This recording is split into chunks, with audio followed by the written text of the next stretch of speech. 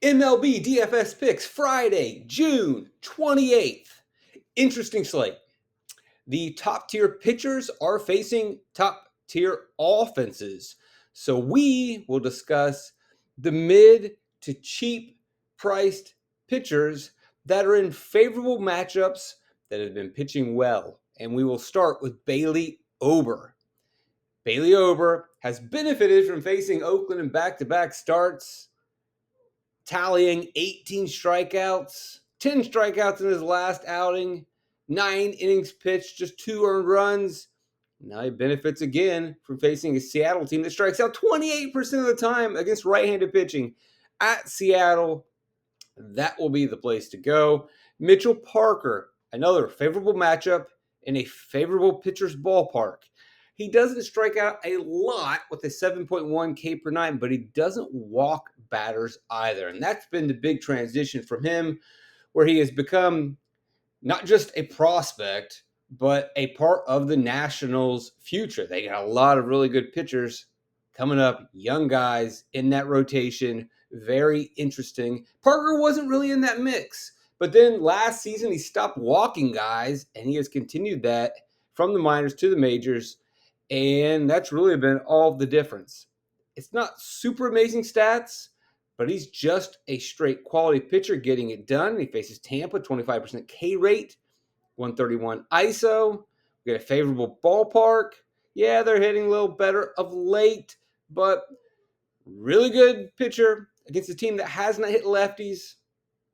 8 Ks in his last outing. Yeah, gave up a little more earned runs than you like, but hey, I would imagine in a matchup with Tampa, the Ks are going to be there and they will score fewer runs. Charlie Morton is popping onto the radar mainly because of the favorable matchup against Pittsburgh, 25% K rate versus righties, 126 ISO, 286 WOBA, 83 WRC plus. Morton has been pretty solid this season, 9.1 Ks per nine. We like that, but we don't like the walks. It's a little bit of a worry, not necessarily getting out of jams. The 40-year-old, man, I cannot believe how old some of these guys are because it makes me feel quite old. But he's been serviceable this season, if not better than serviceable. And we look at the last month for Charlie Morton, pretty good in the softer matchups. This is a soft matchup, and those soft matchups have one thing in common: teams that struggle with curveballs, one of his main pitches. Bad versus New York. Actually, New York's not really good against curveballs either, but it's New York, so I'm not surprised to see Morton struggle.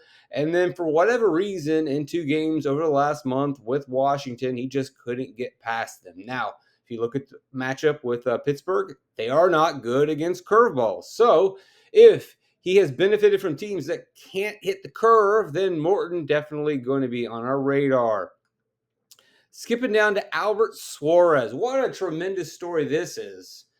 Guy just kind of injuries kicked him out of the league, left the Giants, went on to the Nippon League, went to the KBO, and was very solid overseas. Now, again, it's a different league, so we don't want to put too much weight behind how well he pitched in Japan and Korea, but he was good.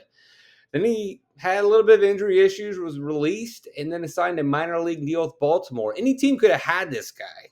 Any team could have had this guy. Signs a minor league deal. He gets promoted, and he has been awesome.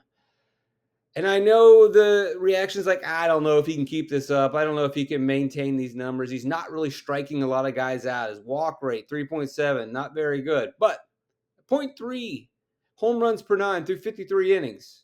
I know it's not the biggest sample size, but that's pretty decent so far. It's keeping the ball in the ballpark. He is stranding runners. His ERA is 270. His xFIP is 465. Obviously, the advanced stats, your Sierra, your xFIP are not going to like him because he doesn't strike guys out. And he's walking too many hitters. But he's getting the job done through 53 innings pitched. And one of the reasons why is because his changeup has just been phenomenal. It's been a really good pitch to help him out. It's getting an average fastball, a good changeup, and he's a veteran pitcher. And maybe he learned a thing or two overseas. But he's getting through. He's getting deeper into the games. And he's in a matchup with Texas, who don't strike out a lot. He's not going to try to strike you out a lot. He's going to get you to try to hit his pitch and just get yourself out. 136 ISO, 298 WOBA, 90 WRC plus. And I know I love the Albert Suarez story maybe too much. And you can look at the last outing, 10 hits, just 3 strikeouts and 5 earned runs. Not so good. That was a matchup against Houston, and Houston's a little bit better than Texas. But even in that game, 4 of those runs came in the first inning. And then he settled down and was fine. So Albert Suarez, yes, sir. Landon Knack, Dodgers, Giants. This is another intriguing option. The thing that has to be stated at the beginning is he pitched in April for a little bit, went back down to the minors when they didn't need him. They need him now. He came back up last week, and he's pretty much doing the same thing so far. A 183 BABIP, not ISO, BABIP. That can't be maintained. He's being lucky. It's got to regress to the mean, and that absolutely seems like the case. 5 starts, 183 BABIP. His BABIP in the minor leagues was pretty normal, around 300, and he put together pretty normal numbers. So, yeah, the initial reaction is a guy with a 183 BABIP, not striking out a lot of hitters, 6.3 Ks per 9, 2.8 walks per 9 in his 25 innings this year as a rookie. Can you really get behind that? Well, first of all, we can when it's Giants not facing a lefty, when it's Giants facing a righty, 22% K rate, 133 ISO, 299 WOBA, 97 WRC plus. We're having the game in San Francisco, so it's a favorable ballpark. I think he can keep getting away with it. His last outing, when he just got called up, 5 innings, just 2 hits, 2 strikeouts. Now, how is he getting it done? Well, first of all, he is the number 12 prospect. And he does have a low BABIP.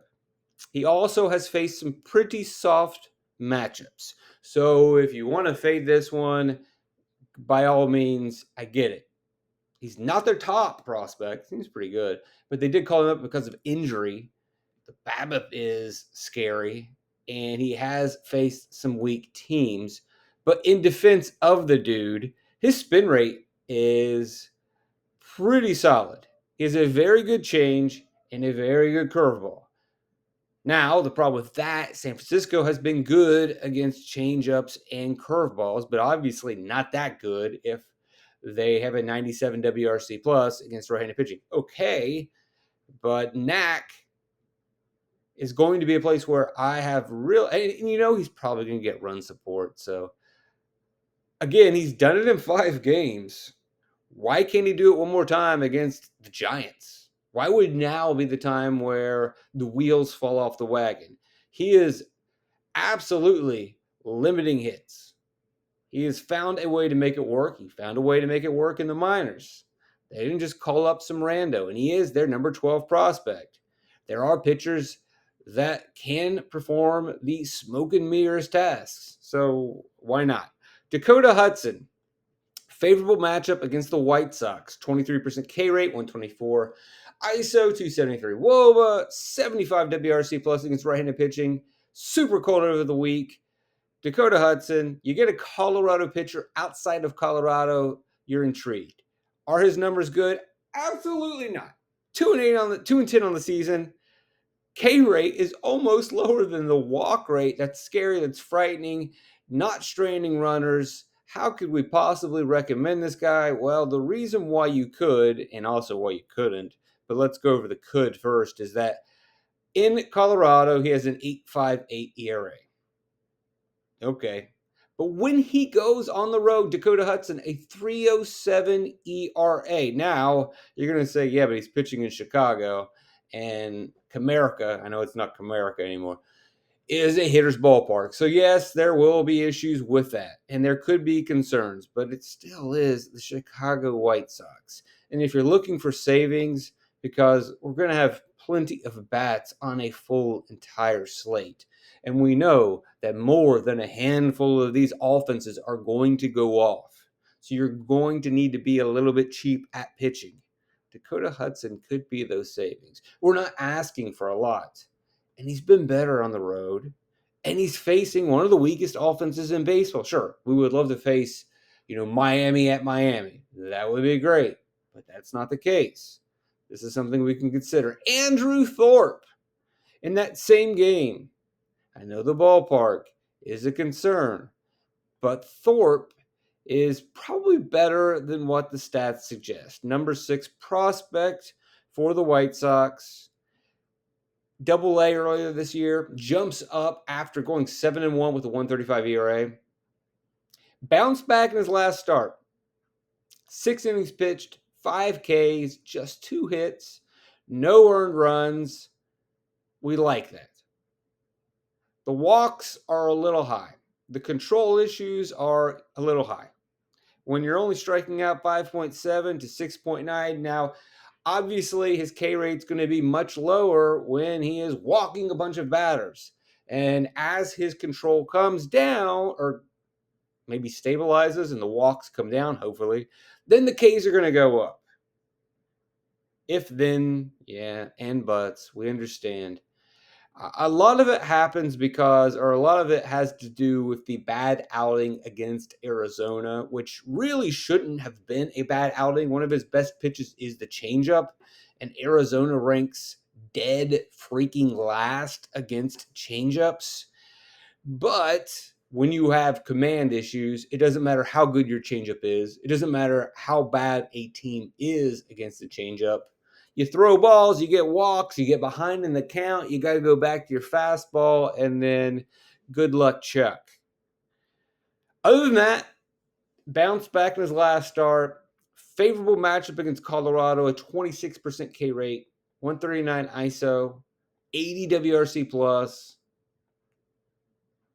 Definitely a place we can go. 34% K rate over last week. Thank you, Chicago. If he gets the change working, this could be an absolute great spot for Thorpe. All right, some quick stacks to talk about. Zach Plesac should not be in Major League Baseball. His minor league numbers this year, he's been an average at best. Not even an average, a below average pitcher. Lucky to get a minor league deal. The Angels need somebody. He was not doing anything in the minor league system, but they brought him up anyway, and he has been getting torched. 1.9 Ks per 9, 3.9 home runs per 9 in his 2 starts. Definitely a place to attack, and you're going to get some Detroit bats that are affordable. The next guy that I want to target that I will close out today's show with is Boston. I know Boston strikes out a lot against lefties. We know that storyline, but we also know that when they ain't striking out, they're hitting the ball hard. And Randy Vasquez, yeah, he was a big prospect for the Yankees, and he still is a big prospect, and eventually he might figure it out when he stops giving up home runs and starts striking people out as he was supposed to do, but so far it's not clicking. And the Padres prospect is giving up, 1.9 home runs per 9. Yeah, there's a little bit of BABIP, but that happens when you're pitching to contact, and Vasquez is a pitcher to target. Like, again, yeah, Boston strikes out a lot, but he's not striking hitters out at all. And you look at Vasquez, strangely enough, that's small sample size. It's not that small, actually. I mean, Vasquez has pitched, 47 innings this year. 533 WOBA to lefties. Wow. 3 home runs per 9. His numbers against righties are not very good either. So that would be a very interesting. It's not that interesting, actually. Just a stack. It's just a stack. Thanks for joining me. Like, subscribe, share. Keep pumping these videos out early on. So check out early in the morning, wake up, throw it on the radio, throw it on your podcast, whatever you got to do. Quick, ready, get you rocking and rolling way ahead of time. Trip to Life Fantastic.